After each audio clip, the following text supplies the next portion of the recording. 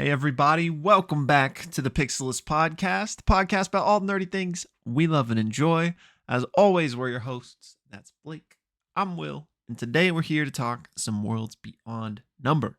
But before we hop into that, how you doing, my friend? Do you have a little coffee this morning? No? I have an empty cup of Mm. coffee, Mine's unfortunately. mine's just about empty here. You think you're better than me? A little bit. Okay, A little that's bit. fair. You are, sir. You are. It's just, a nice little rainy day. Or actually, I What don't are know you if it's raining doing? anymore, but Yeah, are you doing anything today for Memorial Day? no It's a holiday. plans really. I got a lot of like work to catch up on since I was gone this weekend. Yeah, So I that's get it. that's my only plan. For all I know, maybe we're doing something later, but to my knowledge, no. It's like, yeah, you need Yeah, to be ready in 20 minutes. It's like, oh, yeah, what about you guys? yeah. I think we're gonna go to a friend's house this afternoon. Since everybody has kids, it's like the endeavors are always like very narrow windows. Yeah, So it's like, hey, from 4 to 6, this is what we're doing. So you doing a little like a uh, little cookout situation, or I guess so, yeah. I asked my wife last night. I was like, "So what's going on tomorrow?" And she was like, "We're doing this at 4 to 6." And I was like, "Okay." You know, it's cool? about as far as it gets these days. Yeah. So, Although, this isn't like a plan, but I am planning on checking out the Thunder game tonight. Game ooh, 4. ooh, Good game. They got a little bit embarrassed last ooh. game. I don't know if you saw. I did not. But, they won the first two against Minnesota, but Mhm. then Minnesota beat them by like 40 on Ooh, I guess it wasn't yesterday, but the day before. Um, so I yeah, gotcha. that's that's Isn't the that's my game? plan. Isn't the game? Oh, it is today. Yeah, I was gonna say. Wait a second. Yeah, next one's Wednesday. After that. Yeah, the Thunder, dude. Well, we won't get into it, but big Thunder fan. Me and Will. Yeah, So we love that small town team. yeah. MVP man, they could really win it all this year, which is crazy to think about. Sam Presti, he never stops, dude. I Never know. stops, never sleeps. And let's not prematurely crown them or anything, but like even if they don't win, they're a really good team, and then they still have like a million picks for the next like decade. Yeah, they had Because some insane trades that locked them in to some yeah. crazy picks. They were really good last year too. Yeah. So it seems as if I mean, you never know what's going to happen, but it seems as if they're set up to be good for like a Yeah, decade, which is crazy. I love it. Um, but yeah, anyways, Well, I guess it's time to get into our topic of conversation today. A little Worlds Beyond Number. This was episode 48, The Battle of 12 Brooks, Part 2, the conclusion of the battle, as far as we know. And what we always like to do is do a little recap before we dive into the episode content. So if you're watching just the recap, we do clip that out as a separate video. And you can click the link down below to get our full thoughts on the episode. And having said that, let's dive right in.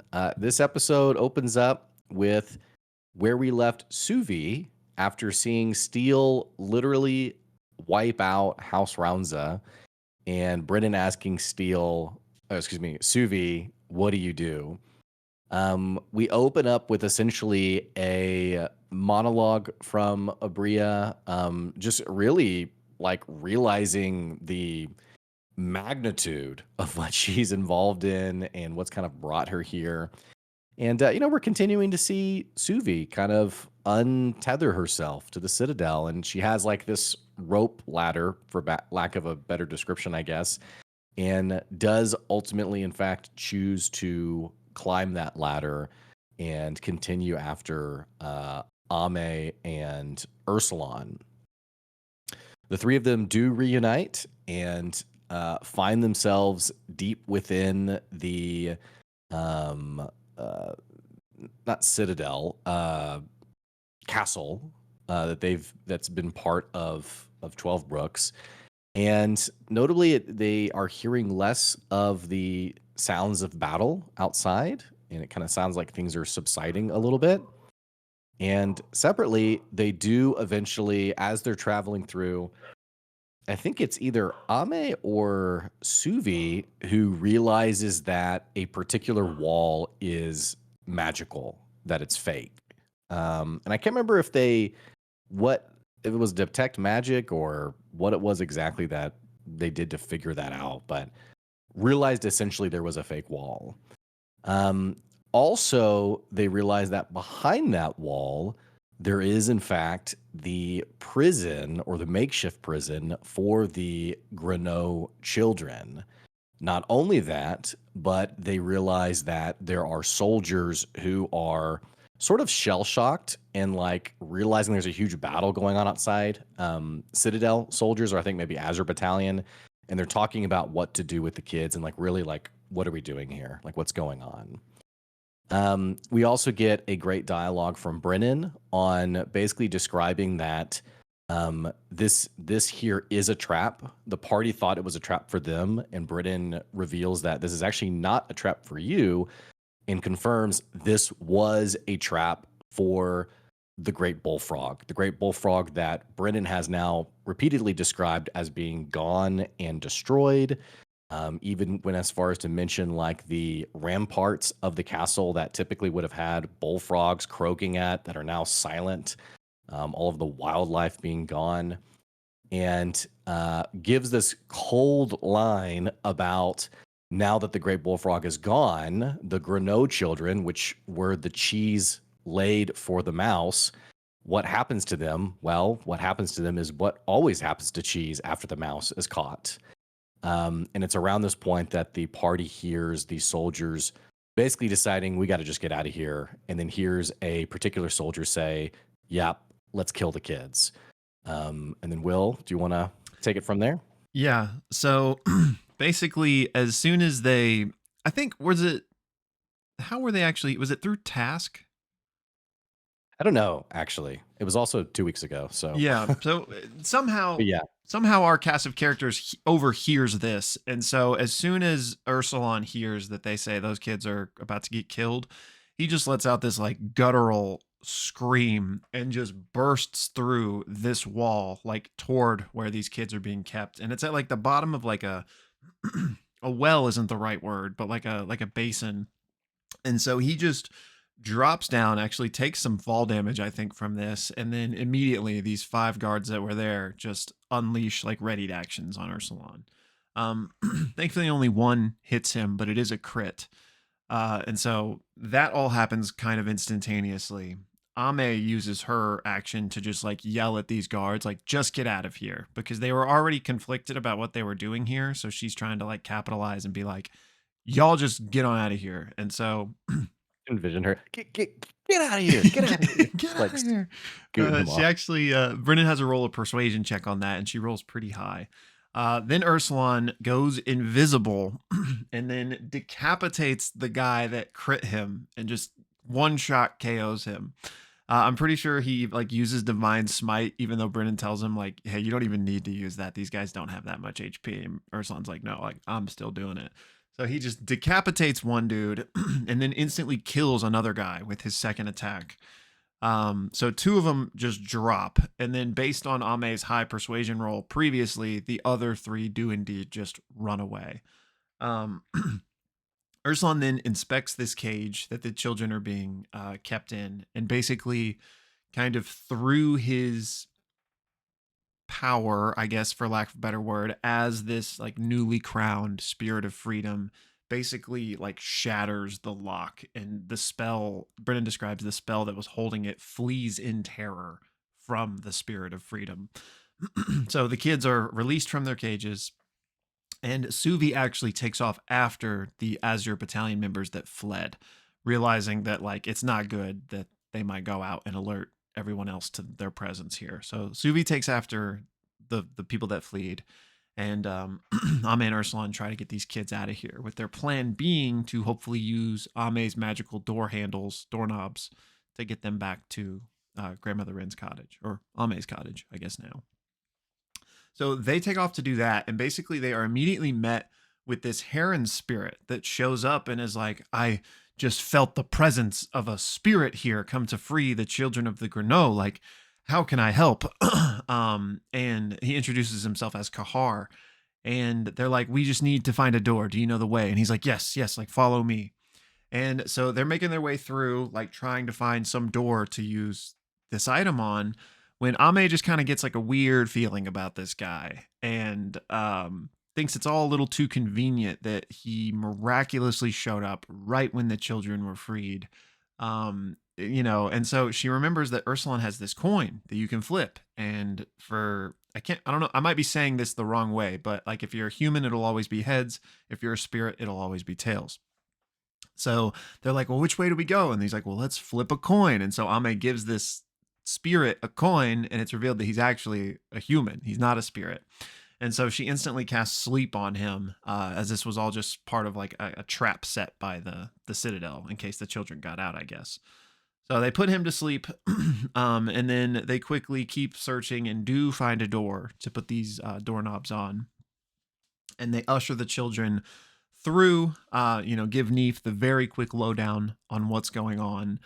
And then they're like, okay, well, now I got to go figure out what's going on with Suvi. So meanwhile, we check in with Suvi, who's been chasing these people, and she actually gets kind of jumped by Sworn, who's like, immediately basically manacles her and magically seals her mouth. And it's just like, why did you do this? And Suvi, as she's getting caught, does manage to send Task like stealthily away from her to go like fill in Ame and Ursulon on what's going on. So they know that Suvi has been captured, and they're like, what do we do? Ultimately, Suvi wants them to just leave because she's like, they're coming for you. Like, I'm a trap. Like, just get out of here. And so Ursulon is like, yeah, there's nothing we can do right now, Ame. But Ame's like, no, like I promised her, like I wouldn't leave her behind. Like there must be something we can do. And Brennan says, okay, Ame, roll an insight check.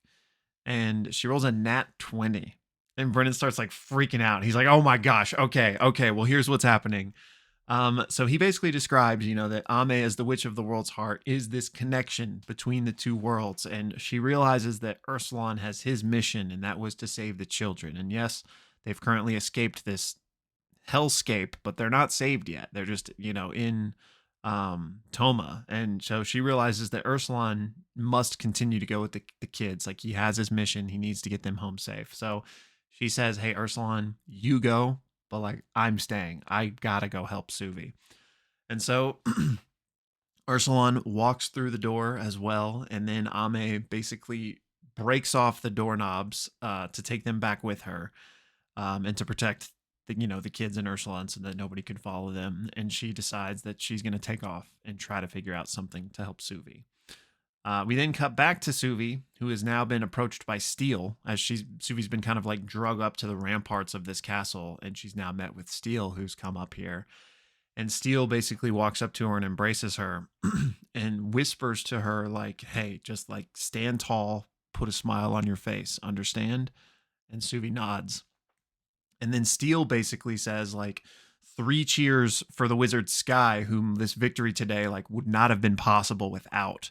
And everyone starts, like cheering, and Suvi rolls an insight check, trying to figure out like if these people are buying this story, basically. And Silver's there, and she knows that, Silver knows what Suvi told her, so he's going to be suspicious. Sworn is kind of, trying to piece it together, and he can see that Steel kind of has like a worried smile on her face. So we then cut back to Ame, who is racing towards Suvi and kind of ducks into this kitchen area because the wizard Slate, I think, I might be messing up my S names here, but the wizard Slate had been sent after Ame and Ursulon and is looking for them. And so Ame basically ducks into this kitchen when the wizard Slate comes in too, and is like, oh, Ame, great to see you again, and has like a counter spell at the ready. But Ame grabs a broom from this kitchen and basically bursts out the window and starts to fly it, like, having now unlocked her witchy ability to fly on brooms, and basically now chases after Steel's ship, which Suvi has been brought aboard. And in this moment, she levels up to level 5. And that is where the episode ends. Once again, episode 48, The Battle of 12 Brooks, Part 2. So again, be sure to check out our full discussion if you are just on the recap, which will be linked down below. Pop, pop. Pop, pop, man. Great up. Man, yeah, great episode. Just fun. I loved, I mean, Ursulon, strongest man in Steel. Look how far this guy's come Yes. from. Remember with Moro where he asked him like to pick up the table or something? Yes. And he couldn't do it. He kept like it kept failing. Yeah. That was hilarious. I think even Lou was like, "Hang on, let me get around it," you know, like he was really uncomfortably getting after it. To now, you know, busted through this wall. I just look at the growth. Look I at the know. character growth. And then I loved the Nat 20 Brennan freaking out. I Yes. mean, somebody grabbed the transcription of it and put it on Reddit, and just reading it was just it was just fun. I'll have Just a to check fun- that out. fun Yeah, little section, that's but- just it was such a moment, you know. I loved it. Yeah, And it really was. Oh, go ahead. Oh, I was gonna say also just, and then the heron being outed with Yes. the coin. I love when an old item makes its way into the story again. That was so cool. And I love the way that they like edited that together with like the Mhm. the flashback of Lou learning about the coin and stuff. So Yeah. that segues me because shout out to Taylor for that, but also the just like the triumphant score with that final Mhm. moment with Ame, like, you know, Mm-hmm. not becoming a witch, but like very like classic witch moment to get your broom. Yeah. So that was just epic. I was kind of rethinking that moment over and over of like her and Brennan were so in sync of like here she is like escaping from Slate, Mhm. and you know it's like, what are you even gonna do? And I just Yeah. loved her line of like, you know, where there's a hearth there's a broom, and like it was just like, okay, yes, you know, and here you are, level 5, becoming level 5. Yeah. You know, it's fun when D&D players kind of, there's a weird nuance there of like, you know, I take the king's crown and I'm the king now. Versus like this is the moment. It makes sense. Yeah. Like being assertive in that way. And I can't think of a better way to describe it other than just like a savvy player like Erika Ishii obviously has played so much D&D, and just realizing that that was the right moment to like seize on that. And it created this like epically cool moment. Yeah, 100% agreed. It makes me wonder how the sausage is made a little bit, and you don't want to know. Like part of Yeah. that's the beauty of D&D, but like it's so crazy that all of that came together so quickly like that. Like cuz Yeah. maybe that was only even possible because of that nat 20, you know what I mean? Like Right. is there a world where she rolls a 3 and so she just goes with Ursulon? You know what I mean? Like I don't know, but yeah, I thought that was a brilliant way to like have this opportunity for Ame and have it make sense for her to realistically like get away and have a potential way to go rescue Suvi. I don't know if it was like Blue Button in the Discord or if this was on Reddit, but I have some memory of reading something about the value of that nat 20 was that, or the theory was that Slate was looking for Ursulon to bind Ursulon. And so Ame insisting that Ursulon go through the door and leave was not just for the kids, but just the nat 20 of like, hey, like you've got to go. You've got to get out of here. Like for your own good. Yeah, I didn't think about that. That's interesting. Because Slate very much was like a creeping in the shadows. Why are you still here? Like, where are you guys? Like very much that tracks with kind of how Brennan seemed to describe Slate. Yeah. So that makes sense. And I think they even said like, where's Ursulon? Right when he first came in or something like that. Or she. I think Slate's a female. Yes. I think Slate is isn't it like I think of the character from Game of Thrones, the blonde woman, Brienne. Yeah, Brienne of Tarth. Yes. And notably, she is the narrator for I think the Civilization game. I'm pretty sure. Really? I think so. Interesting. And seemed to have done a great job. But irrespective of this conversation. Yes, the way Brennan first described her, like that's the person I saw Mm, in my mind.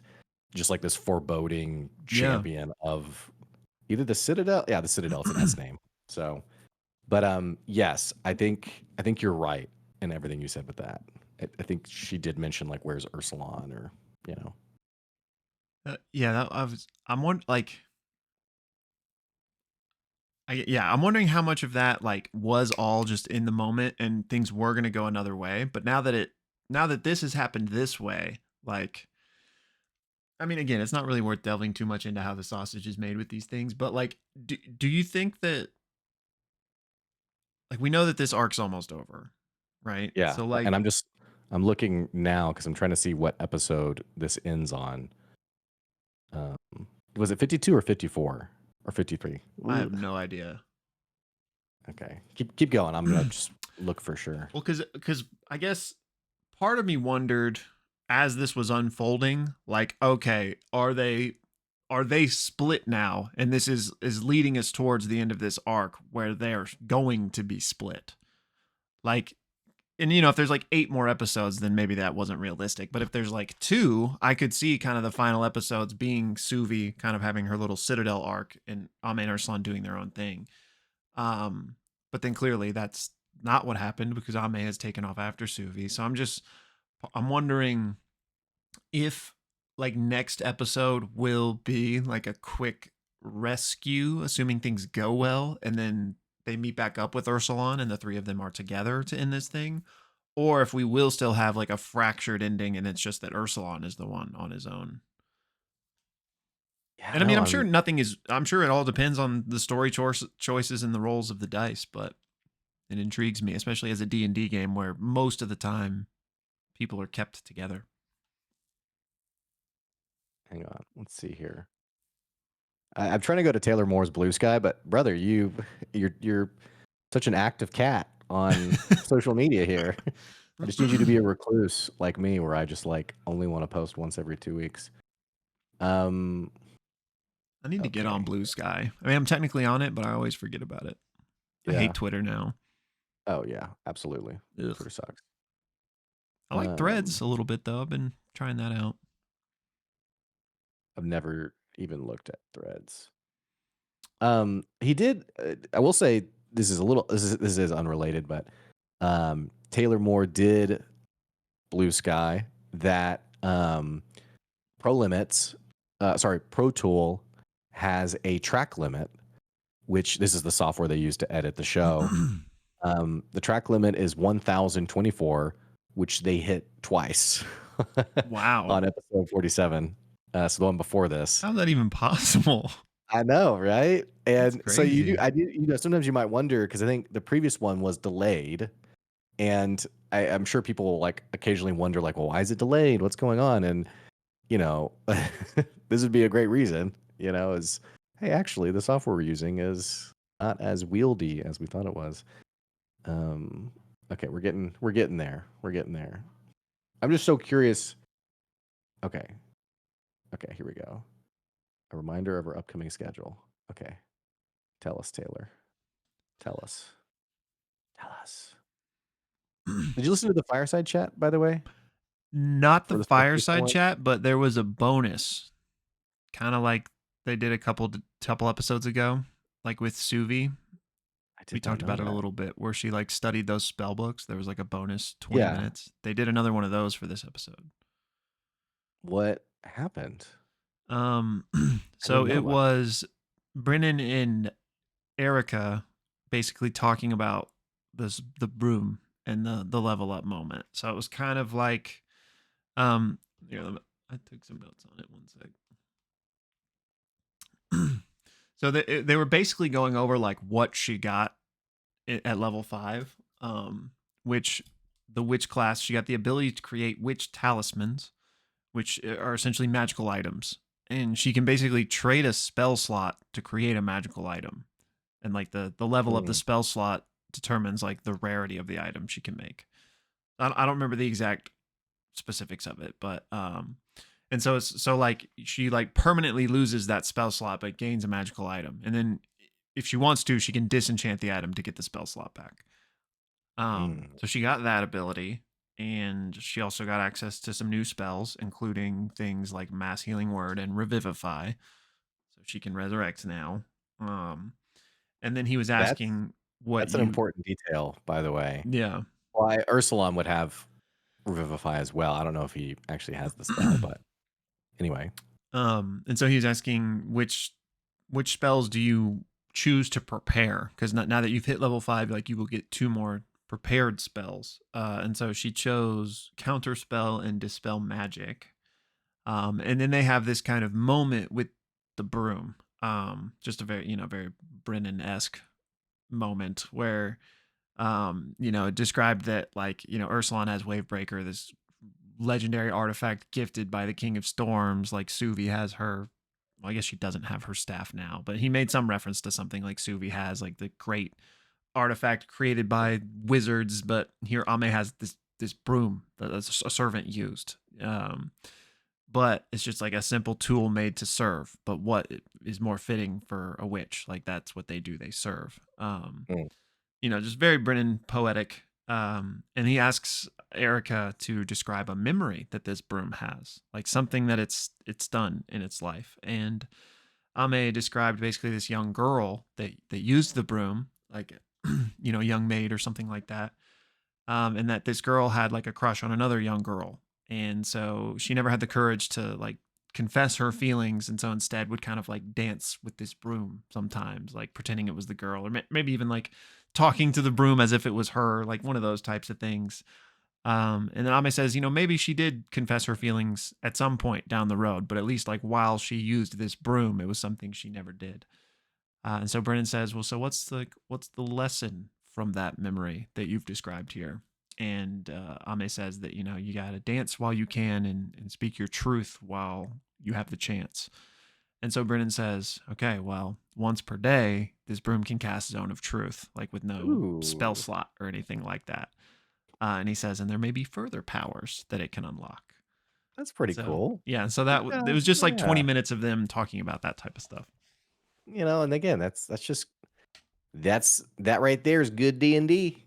Just Yup, one yup. player, a player, creating a cool moment, and then the DM, realizing the opportunity then to, kind of accentuate the item around that story. Yeah. Um, she's like, wait, I want to change it to fireball. Yeah, power word kill. Yeah. A wish spell. Yeah. She just keeps like, yeah, well, she used to sing Wish Upon a Star. And Brennan's like, I'm not getting it. No. Anyway. Oh, and Well, or go ahead. you go ahead. I was just the last thing I was gonna say is that the witch talisman, the ability to create the magical item, that's how she made the broom. Okay, cool. Yeah.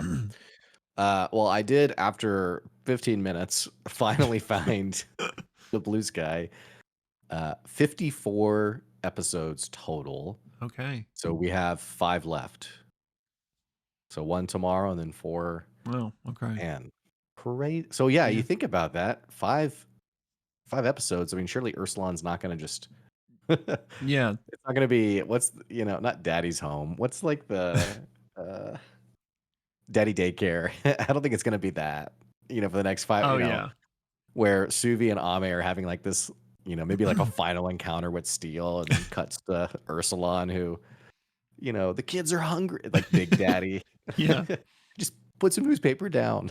I don't think that'll happen, but Yeah, I don't either. anyway. But 5 episodes left is a lot of material to work with, so I'm curious how they are. Like, I wonder if they will bring them back together. That would be my assumption, but I'm interested to see. I wonder, could we see like a final encounter at Grandmother Wren's house? I mean, I just feel like Brennan's such a sucker for this kind of stuff, just like very poetic endings of, maybe Ame rescues Suvi and escapes, and then Steel shows up with like a Mm, little retinue of her own at Grandmother Wren's cottage, and it's dang. kind of which, I mean, they wouldn't be able to beat Steel, so I guess that wouldn't really make sense. At least I don't think so, but That would be you know, interesting. That would definitely be a full circle moment, like Steel coming to collect Suvi from Grandmother Wren's. right, exactly. That's what I mean. Yeah, Yeah, it'd be yeah. like a very like well, Brennan's like listening, like, shoot, I want to change it. Get the band back together, you know? No, I can see it. Yeah. Yeah. So, I mean, again, I'm assuming nothing is set in stone. I mean, I'm sure it's been recorded at this point, but that's not Yeah, what I right. mean. Like, there It was is no set in like, stone, but yeah, there's no like hard plan from Brennan on this is what's going to happen. I'm sure it'll depend on what they yeah. decide to do. But it seems as if Ame will like probably successfully save Suvi, but I don't know.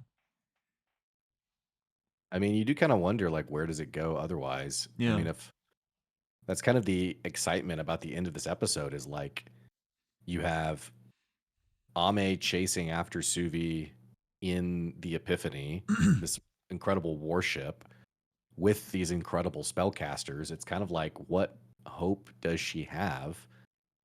So I do wonder, where does it go from here for sure?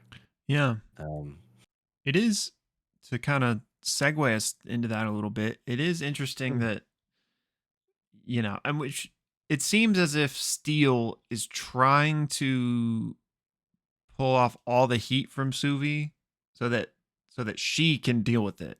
You know what I mean? Mhm. That's the vibe I got. Like she wants to protect her daughter from the treasonous probably accusations that are being thrown out there. And the way she said like thanks to Suvi or thanks to the Wizard Sky, to me it seems like she's trying to make it seem like this was all like a double cross intentional that Suvi set up so that they could do that. Like that's the story Steele's going to go with, but then like Steele will privately try to punish or put Suvi back on track. Is that the vibe you kind of got? Yeah, I mean, there's been a lot of chatter about this, and the theory that I like the best, that makes the most sense to me, is that Suvi was put under this Gaia spell, like way back in the previous arc, and it has been kind of like an unspooling thread ever since.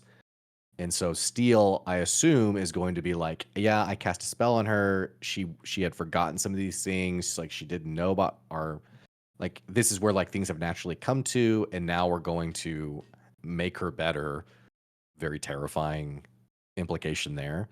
And while also trying to flip Suvi as like, yeah, winning the Battle of 12 Brooks, that's all because of the info, the true name, or whatever else that we got from the library, Indri's library, and Yeah. Suvi did that. And so I absolutely, regardless of like the aspirations of Steel and like her moral ambitions, I mean, I think very much she does feel like Suvi is a daughter and Hmm. will try to cover for her. Yeah. So that's the vibe I got too. But I'm wondering like how far is that line gonna go? You know what I mean? Like Yeah, it's like one of those things when you're like the lie then begets the next lie, and like people are kind of like I think Silver and Sworn are the two who are the least able to be convinced. hmm Um, and I do wonder like where does that go? Which Silver's leader got killed, Merlin. right. you know, Right. So, I mean, there could be an out with Silver of like Steel being like, "Hey, yeah, I have a spot for you on my ship. Here's what's going to happen." And Silver, who's totally, ambitious around his own endeavors with the Citadel, being like, "Okay, yeah, whatever you say happened to Steel or Suvi. Why do I keep doing that? Happened to Suvi is what happened." I think Sworn is really the most questionable of the two, just because he was like Suvi's confidant in a way. Um, so I don't know. What do you think is going to happen with all that? I don't know, man, because to that end, I was wondering, like, is there a universe where Steel lets Ame take Suvi? Because that was one window I thought that like, because it does. I mean, where there's a will, there's a way, but it seems almost impossible that Ame would be able to successfully retrieve Suvi in this circumstance. But I was like, maybe if Steel kind of like intentionally kind of looked the other way, but I don't know if like I don't think she's that much on board with Suvi, you know? Like I think she is trying to help her in this moment, but like it's all because she wants to like privately handle things. So I was just trying to think of potential avenues for how they could get out of this, and like Steel maybe Yeah. kind of intentionally looking the other way is on the board, but I just don't know if that makes sense. The only like two other possible outs that I see is um Suvi like convincing Steel of like how far gone she is in terms of her own allegiance of like I hate the Citadel. I'm never gonna we work for the Citadel again. And Steel out of like a kindness being like, well, I can't kill my own daughter, so like leave and never come back. Like you're banished. Mm, Get out of here. Banished. yeah. Get Airbud. out. And then the other thing, if I'm just gonna, tip the hat to the crowd that loves Steel, Yeah. like wants to stand Steel. The only other sliver I could see would be Steel being like, "What are you doing, Suvi?" And Suvi being like, "They had kids in there." And she being like, "What? No way! Like, we got to get you out of here then. Like, Yeah. here, get out of like." I guess that could happen, but I think that's the weakest possible. Yeah. Steel still doesn't know how evil her bosses are, so who knows? Yeah, I would love to I mean, I don't know if Suvi will be transparent. I mean, I'm not that she would I don't know. I guess there's not really anything she would need to hide necessarily, but I would love to hear that conversation. Like if Suvi tries to maybe get through to Steel, like what Steel's response to some of those things would be. But this is a conversation we've had a lot, so we don't need to like get into it again. But I think we both agree she's not like a mustache twirling villain. She's Right, just she's done the best she can based on her worldview. If we can put it that way. But so I right. wonder if like there would be like a dark, like would Steele's empathy for Suvi end if Steele fully understood where Suvi was coming from, and she'd be like, "Oh no, you're too far gone." You know what I mean? Or could she maybe get through to her a little bit? Like, is Steele a good enough person to where if she actually knew everything, would she maybe kind of see where Suvi was coming from or not? I don't know. I think the most likely outcome is what we fear of Brennan's line of like Suvi is sick and Steel's going to make her better. So like cue mind wiping or like whatever else, you know, like for clarity for the listeners, you don't have to get permission for a Gaia spell. Yeah. That was just, that was just a slightly redeeming conversation of Steel. Steel could very easily Gaius, modify memory, whatever it is you want. And at a high enough level, uh, which Steel presumably is capable of this, at a high enough level, your modify memory spell can essentially permanently rewrite a memory in someone's mind from a great length of time. And Yeah. so, I think that's the most likely outcome is Steel. Now the out being there of like Steel wanting to talk to Suvi and confirm like is everything as I suspect, and like that timing allowing Ame then to I don't know what. Yeah. Definitely punching above her weight class, so I guess we'll see what happens there. I don't think we see a situation where Sworn assists Suvi, right? I No, I mean, was kind of wondering that, like, because he's very much seems like the company man. You know what I mean? yeah, But like, it did feel like he and Suvi kind of had like a little rapport, maybe a little soft yeah. spot, but I don't know. I mean, he's the old soldier. I could see, a little redeeming moment for him, but I don't know. Like you said, I think Company Man puts it well. It's kind of hard to imagine him, I'm gonna break bad. Let's go. Yeah. Well, So on a very like above the table like meta narrative analysis, we kind of have that already fulfilled by Silver, like the guy that literally loved Suvi but betrayed her true. because he was Yeah, so company man. So Sworn could be like a nice story alternative to show a different facet of like the guy that is gonna help her. I think that's a good point. Yeah, I mean, But that could otherwise, also be Steel. yeah, I mean, narratively, otherwise they do end up being kind of the same character. Yeah. So yeah, I could definitely see that. I did like it wasn't there's not much to peel back here, but the whole like why was it wasn't just like pure hatred. It was like trying to understand like why'd Yeah, you do this? and I So think it was hurt. It was hurt, and it was like empathy.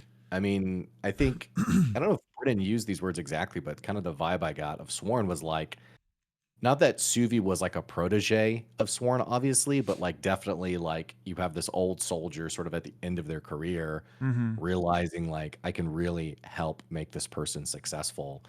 So I for me it was very much like a pained why of Yeah. like, Yeah, I man, agree. you're in such a good like literally apprentice to the Archmage. Like, what are you doing? What are you Yeah. doing, kid? But Suvi's doing the right thing, you know? I think that's what's so important about this. And So just to refresh my own memory, from their perspective, what did she do? She just ran away, right? But like I guess it's what she's told Silver, I guess, is what really disturbed everyone.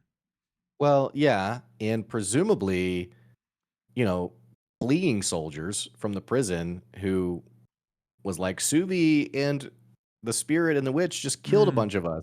yeah. Like, I mean, I think there's probably a little bit of like Suvi's working with the enemy.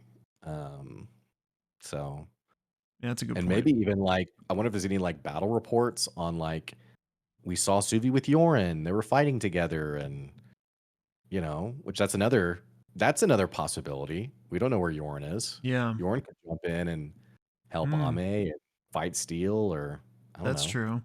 true. Also I didn't even think about this, but like and I don't think Suvi would play this card because I think it would be very dangerous.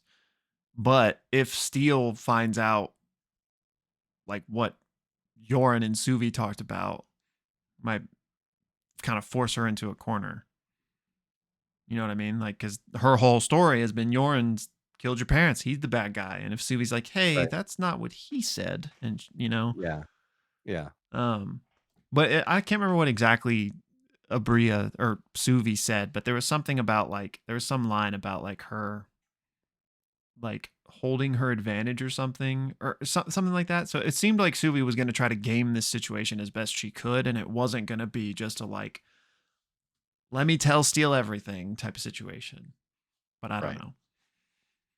Yeah. It's definitely one of those things where like you give them enough rope to hang themselves with. Like you don't. I think Suvi's smart enough and tactical enough. We've Abria's played Suvi so well, of having like really calling on like that military mentality, I guess. In terms of like Yeah. what her upbringing would have been like. And so I could very much see Suvi saying only just enough, like, "Hey, I saw that Yorin guy. Like, Mm, yeah, he's a psychopath. Oh, yeah. but I did talk to him." And like, "Oh, wait, like you talked to him?" Or something to that effect. I don't Yeah. know what. Yeah. Yeah. That I would love something like that, like trying to catch Steele in a lie or something, just to like like Yeah. one final test or something. Yeah. So, I don't know. Mm. Really excited for tomorrow's episode though. I mean, it's it's just been really good. It's been a crazy arc, man. Yeah. Like there was a moment I think around like episode 10 of this chapter where I was like around when they were getting Silver out, where I was like, okay, like where's this going big picture wise? And it's kind of crazy in retrospect. Like it's been a very it's had like kind of the highest swings in terms of just Yeah. like crazy moments. But You said there's 5 episodes left. five remaining. Yep. That's all. I guess if I mean I know it's not a lot in the grand scheme, but it feels like a lot still. It does, yeah. Like It does. it feels like there's too much to just simply be like rescue Suvi and come back together and even one final encounter or something. So like I wonder like I wonder if there will be like an Ursulon gets these kids Mhm. back little like mini arc coinciding with whatever Ame and Suvi are doing, or if they all just very quickly will come back together somehow. I'm gonna miss talking about the show. I guess it's too soon to start being whimsical about, you know, recording this with you. But Yeah, anyway, I'm definitely gonna miss it. me And too. I mean, it'll be you know, back, but hopefully not too we'll be long. back in a few years, I think, Yeah. would be my guess.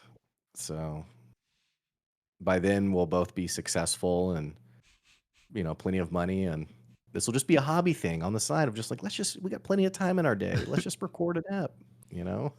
And nothing bad is happening at all in the world. That's right.